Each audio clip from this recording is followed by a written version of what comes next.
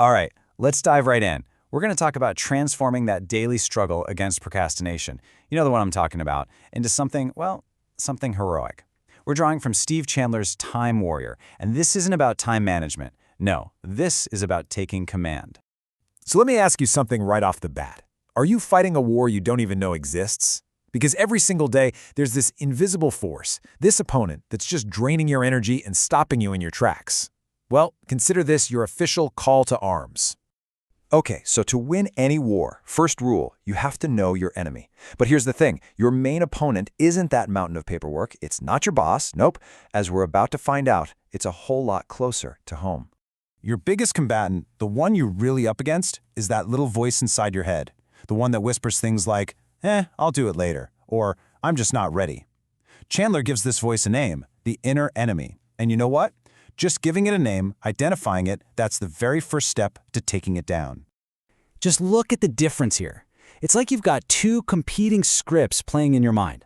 On the left, you've got that inner enemy voice. It's all passive, full of excuses. But on the right, that's the commander's voice. It's active, it's decisive, it's all about strategy. Our entire goal here is to learn how to consciously switch from that voice on the left to the one on the right. So, how in the world do we actually make that switch? Well, it takes a real shift in how you see things.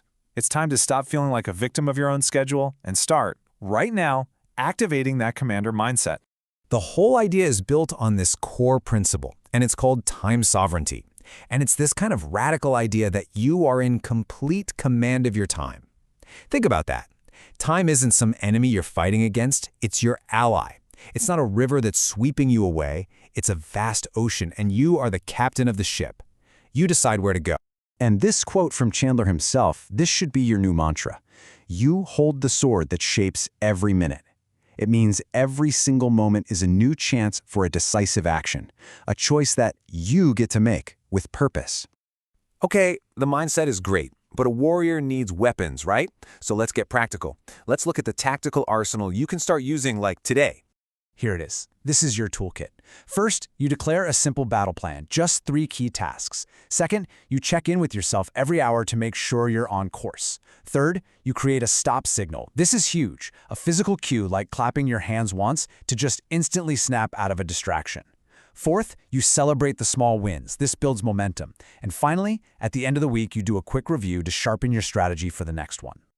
Now, if you take only one thing from that whole arsenal to start with, please make it this. 3. Just 3 warrior tasks that you write down every morning.